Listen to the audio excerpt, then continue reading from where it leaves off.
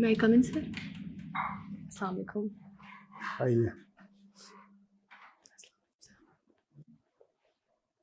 Then you can introduce yourself to all of us. Okay, Assalamu alaikum. My name is Zubaria Zahoor and I hail from Kallar Saida, that is a tehsil of Rawalpindi district. So I was born in 1996 and since that time I have been living in my own tehsil. I got my primary education from there as well. But then after my intermediate for my university education, I had to move to Texla. And from there, I did my BSc in computer engineering. And after my graduation, I joined the corporate sector of Pakistan. And since that time, I have been working in the field of IT. So after my graduation, my first job was as a team lead in an IT company. And then I had to leave that job in 2020 because of my first attempt of civil services. And then right after giving my attempt, I joined another multinational IT company. And there, I'm serving as a manager right now. And that's it for my educational background. And if you talk about my familial background, we are 7 siblings with me being a number 5. And all my elder siblings are working in their respective fields, primarily in the field of education. My father is a retired government servant from Pakistan Atomic Energy Commission. And as far as my interest for civil services is concerned, I have been at different leadership roles at my university and other educational institutions as well. So that gave me a motivation to be in a leadership role and make a difference in the society and do something particularly for vulnerable communities of my country, especially minorities, children, women, and the senior citizens as well. And that's all for now. So you are currently working as a team lead. So currently, I'm working as a manager. Okay. You are working as a manager. Yes, sir. In non-tech. Manager non-tech. What is the function of a manager? So manager is actually second one in the hierarchy. And the function of a manager is to manage all the operations that are going on in an organization. Manage all the workings, all the procedures that are going on, the scheduling, the QA as well, the duties, assigning the duties, and then doing the quality checking as well. Tell me, how do you make an assessment about the performance of government? Because somebody is managing. What do you think? Is it managing? He is managing in a better way, or there are some challenges which the government is facing in the management? Yes, sir. I believe that there are some challenges that the government is facing, and these challenges are inevitable. Every government faces these kind of challenges, but and there are some lacunas in our system as well. What type of challenges this government is facing? Let's talk about the political scene. So if we talk about the political challenges that this government is facing, there is a lack of consensus.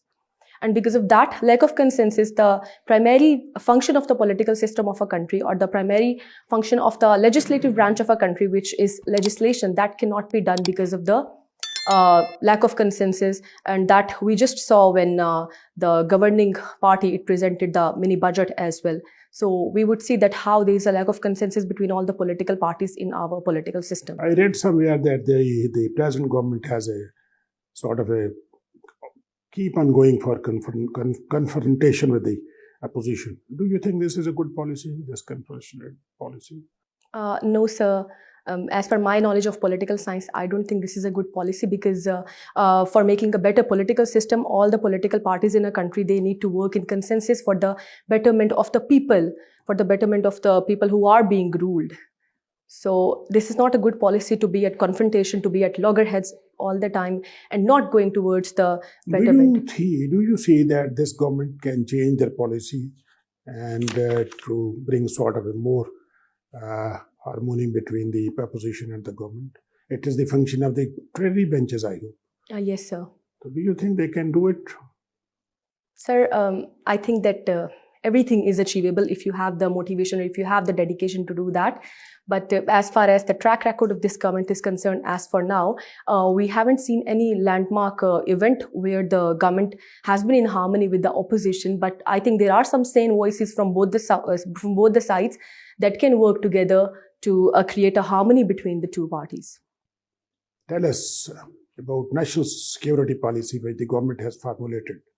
What are the salient features? So the national security policy of the government was formulated some days ago, and the salient features are actually to improve the security, or to actually look for the economic security of the country. So its main focus was to move from the military security to the economic security, as our stakeholders also talk about it, that how we can play a better role in the region and in the global dynamics by working on our economic policies, the mass media, talking about there was a clause about literature as well. So that's an umbrella term for all the changes that they are trying to adopt, and it's a long-term policy. It's going to be there for 5 years, and there can be modifications that could be made by the upcoming government. There are certain parleys going on between the government of Pakistan and the IMF. What is the update status? So I'm not sure about the update status, but the previous one, they were talking about making some structural adjustments in our economic system, and they were asking for more autonomy for State Bank as well. And for that, what is your understanding of this more autonomy of State Bank? What State Bank is there? It is a product of legislation. It is functioning. What do you think? What do you mean by more autonomy? Sir, as far as the economic policies of the country are concerned, the government is having a major share in defining them, in making them, and it's playing major role in this regard. But IMF is actually asking for giving more autonomy or giving more authority to state banks so that it can be a decisive factor, or it can play a major role in the formulation of policies rather than the government. State banks should have more autonomy over the government comparatively. But you are a student of public policy. Yes, sir. And who is at what level policies are made? State Bank is one of the organization of the government. Yes, sir. So, but the policy making is with the parliament, you know. Yes, sir. Policy making is primarily the task of budget. The finance bill is passed by the Parliament. Yes, sir. So I think don't you think State Bank has limited role? Yes, sir. I believe that then what autonomy they are looking for? Sir, actually, there is a conspiracy. There have been talks in Pakistan about how IMF is trying to influence the economy of Pakistan. Have you seen the ordinance or the law of the State Bank of Pakistan? No, sir, I'm not. Have you seen what are the proposed changes they are looking for? No, sir. So how you can speak?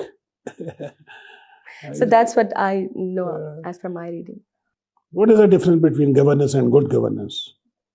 So governance is actually a whole term that is used for all the parameters that is being between the rulers and the ruled one. For the rulers or for the politicians, for the ruling government, they are trying to control the affairs of the state for the public. That is known as governance. And good governance is a kind of governance. We have good governance and we have bad governance. What are the characteristics of good governance? So good governance has different characteristics, but I'm going to talk about the primary ones, the important ones. In good governance, the public should be given with all the services that have been promised to them in the constitution of a state. So number 1, there should be rule of law. Number 2, there should be equality of citizens. Number 3, there should be accountability. Number 4, there should be complete political participation of all the population. And number 5, there should be independent judiciary. And there should be complete electoral participation of people in the socio-political dynamic of the country. In which year Pakistan resolution was passed? It was passed in 1940. When Congress was established in the subcontinent? So Congress was established in 1885 by A.O. Hume. And when All India Muslim League was established? All India Muslim League was established in 1906. When Pakistan got independence? Pakistan got its independence on 14th of August 1947. Who are the signatory of the 73 Constitution? Can you name 1, 2, 3 persons? The writers? The signatory of the 73 Constitution of Pakistan. So, may I make a guess? Okay. You tell me what are the salient features of Pakistan Constitution 1973. So talking about the salient features of 1973 Constitution, number 1, it promises a bicameral legislature consisting of Senate and National Assembly. Number 2, it talks about the principle of federalism, where there will be a federation and there will be some autonomous units known as provinces in our constitution. Number 3, it talks about Islamic provisions as well. Number 4, it talks about making local government in Pakistan. Number 5, it grants us with the principles of policy and fundamental rights. Number 6, there is objective resolution as well. And number 7, it talks about the appointment of judges, appointment of armed officers, appointment of the formation of the legislature as well, and it talks about appointment of executives. That's what I can recall as for now. How you compare Pakistan relations with the USA and then USA relation with India? What are your views? Sir, as far as history is concerned, and if we look at India's relation with US, so India has been more inclined towards Russia in the past, but right now we can see for the containment of China primarily in the Indo-Pacific, India is inclining more towards US is inclining more towards India, and we can see the examples of a Quad and the exercises that have been going on in Malabar. But if you talk about Pakistan, Pakistan has been with US for a very long time, but still, despite that long journey since the time of Sento, from the time of Liaquat Ali Khan, and then talking about Afghan war, then talking about war on terror and the current scenario, I think still throughout this journey there is some kind of mistrust between US and Pakistan that we have not been able to overcome. Thank you. Thank you, sir. So PAS is your first preference. Yes, sir. What is the hierarchy of PAS in a district? Sir, in a district, we have at the top we have deputy commissioner, we have assistant commissioner, and then we have with assistant commissioner there are working. I'm not sure about the official positions, but there are tehsildars and there are gardawars and patwaris who are working for land revenues basically. Compare the PAS, which was formerly known as DMG, in the 90s and with the PAS, which is in 21st century. What are the salient differences? Okay. Sir, as far as DMG group is concerned, district management group, I believe that had more powers than the current PAS, that is Pakistan Administrative Services. And in most of the parts, we would see they have magistracy powers as well that our public administrative servants today don't have, especially in the areas of Punjab and KP, except for the tribal areas. That's one difference I know. And again, it's about having more authority. And I think that authority has now been limited. So, magistracy, executive magistracy were withdrawn. By whom? Sir, sorry, I don't know about Justice Naseem Hasan Shah. Thank you. Do you think that magistrate power should rest with ACs, or they shouldn't rest with the ACs? Sir, as we learned that, as we have read that absolute power should not be given to a particular position holder. So I think this decision was right. If we look at the previous records of DMG services, I think this is right. And magistracy power, it should not rest with the ACs until and unless, like, it is granted in some situations where it is needed. For example, where there is a situation of rule of law is in jeopardy. In that case, magistracy power is granted to them. But generally, I think it's not a good practice. Yes, sir. What is the current status of Gilgit-Baltistan vis-a-vis Pakistan Constitution? Sir, Gilgit-Baltistan was actually as per the political map of Pakistan, Gilgit-Baltistan was being considered as a province. But the problems with that is that Gilgit-Baltistan is considered part of Kashmir. And constitutionally, is it Pakistan's province? No, sir. Constitutionally, it is not. Why not? So there are two primary reasons for that. Number one, if we consider it a province, then the de facto arrangement of India, like India is having control over Indian occupied Kashmir, Pakistan is having control over the Azad Kashmir, and Gilgit-Baltistan is on our side as well. So they would think that we have actually accepted the de facto arrangement of Kashmir. Number one is this issue. And number two is that if there is a referendum as per UN resolution, if a referendum takes place for the autonomy of Kashmiris, then we will have to include the GB's population with Azad Kashmir as well. Okay. So there is what's bad in it? So I think that is a good strategy adopted by Pakistan. China is pressing hard due to CPEC to declare GB as a province. If you are Prime Minister of Pakistan, what would be your answer or strategy? Sir, if I would be Prime Minister of Pakistan, I would like to deal with it diplomatically. China is very well aware of our rivalry with India over the issue of Kashmir, and China has been with us in UNSC as well. So I think we should take our friend in confidence and we should tell them that these are the factors that we are considering, and you should also... So you are not in favor of making granting it a province. GP a province. How much territorial percentage is with India and how much territorial percentage of Jammu and Kashmir is with Pakistan?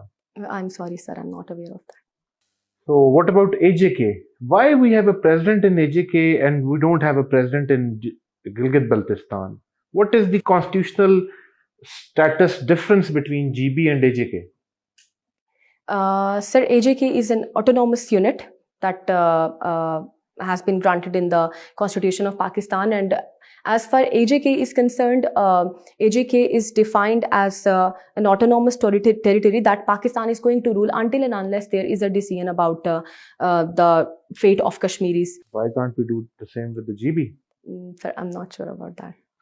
What do you have to say about the recent constitutional amendment and the law passed regarding electronic voting machine? How do you see it?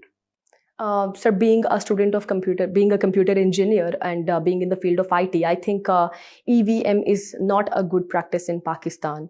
Now, there are certain factors for that. Number one, it is prone to manipulation. It is prone to maneuverance, and a lot of hacking and a lot of machinations can be used to actually change the electoral results. And especially in Pakistan, we are lacking capacity right now. So I think to build up that capacity, even Election Commission, it sent 37 points reservations to the Parliament for this purpose. Yes, for this make purpose, it and exactly more secure, for all the problems that have safe. been with EVM. So why the present regime is bent upon implementing it? What do you see? Sir, the present political party, that is PTI, they might be having their own objectives, and we can see that opposition is not at par with them for this particular issue. If you talk about But all the bill was passed. Yes, sir, because of the majority of the government and their coalition parties that was passed. But still, there are a lot of loopholes, and we can see certain developed countries as well. They did not, they adopted it and then they took it It back. was passed in a joint session. Yes, sir. Why there was a need to summon the joint session? So that is still unknown to me as well. There was an urgency to adopt this bill and to get it passed from the joint session, but I don't think that it is going to help in Pakistan. Okay, last question. Since foreign service is also your option, what is the difference between an embassy and consulate? Okay, so embassy is actually a representative of sovereign. It's actually a representative office of the sovereign of a state. For example, if we have Pakistan embassy in US, that is representative of the Pakistani state. But if you talk about consulate, that is actually, an embassy is only one for one country in a particular region. But if you talk about consulate, then there can be more than one consulate, and they are actually there to provide services, to provide especially consular services to all the citizens of that particular country. They don't represent the sovereign state? So they do represent the sovereign state, but if we talk about the principles like diplomatic immunity, that is granted to, granted in more proportion to the ambassadors as compared to the councillors of a state.